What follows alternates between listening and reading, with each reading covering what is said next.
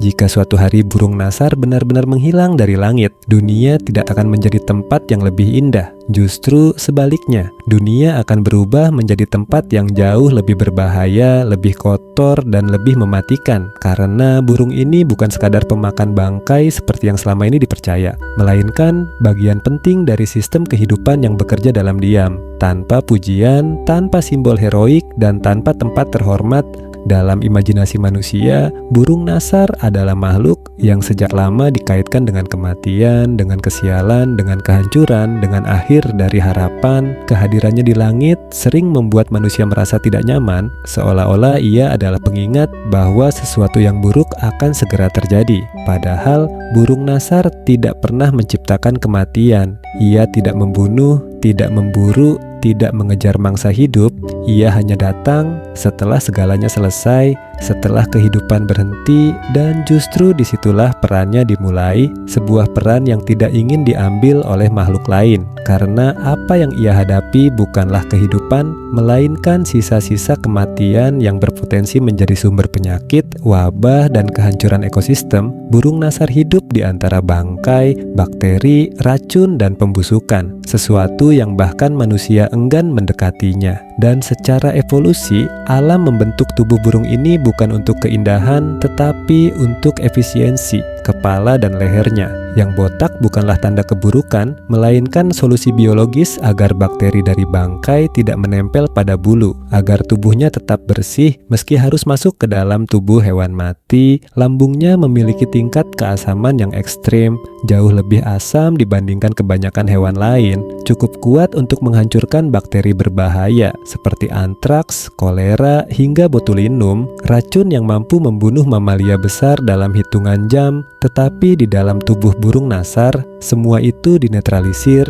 dihancurkan, dan dihentikan sebelum menyebar ke lingkungan. Tanpa disadari manusia, burung nasar adalah sistem sanitasi alami yang bekerja tanpa henti, tanpa upah, tanpa teknologi, hanya dengan keberadaannya. Beberapa spesies burung nasar bahkan memiliki indera penciuman yang luar biasa tajam, mampu mendeteksi gas pembusukan dari jarak kilometer, sementara spesies lain mengandalkan penglihatan yang sangat tajam dari ketinggian. Mereka terbang tinggi bukan untuk mencari mangsa, tetapi untuk mengamati kematian, untuk memastikan bahwa tidak ada bangkai yang dibiarkan terlalu lama membusuk di alam terbuka. Karena bangkai yang dibiarkan bukan hanya masalah estetika, tetapi sumber penyakit yang dapat menarik hewan lain seperti anjing liar, tikus, dan serangga pembawa patogen. Dan di sekitar bangkai, burung nasar tidak bertindak secara brutal atau kacau seperti yang sering dibayangkan. Ada urutan, ada hierarki, ada pembagian peran. Spesies yang lebih besar membuka kulit tebal,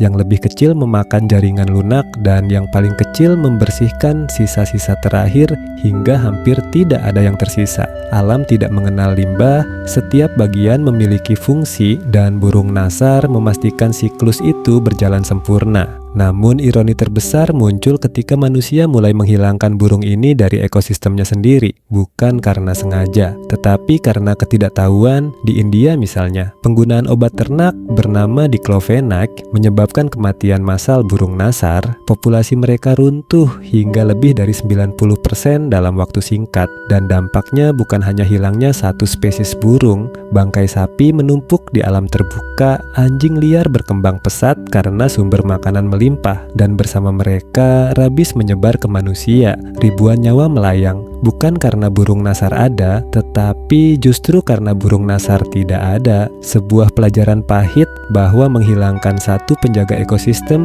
bisa membuka pintu bagi bencana yang jauh lebih besar. Burung nasar tidak pernah meminta untuk disukai, tidak pernah meminta untuk dipuja, tidak pernah berusaha terlihat indah. Ia hanya menjalankan tugas yang tidak ingin diambil oleh makhluk lain, tugas untuk menghadapi kematian agar kehidupan bisa terus berjalan. Dan mungkin disitulah letak pesan paling penting dari burung ini, bahwa tidak semua yang berjasa terlihat bersih, tidak semua yang penting tampak indah, dan tidak semua pahlawan hadir dalam bentuk yang ingin kita kagumi. Burung nasar mengajarkan bahwa kehidupan tidak hanya dijaga oleh mereka yang berburu dan melindungi, tetapi juga oleh mereka yang membersihkan, yang menghapus sisa-sisa kehancuran, yang memastikan bahwa akhir dari satu kehidupan tidak menjadi awal dari penderitaan yang lebih besar. Dan ketika suatu hari kita melihat burung nasar melayang di langit, itu bukanlah pertanda buruk, melainkan tanda bahwa alam masih bekerja sebagaimana mestinya, bahwa masih ada makhluk yang bersedia melakukan pekerjaan paling kotor demi keseimbangan paling suci. Dan mungkin selama ini masalahnya bukan pada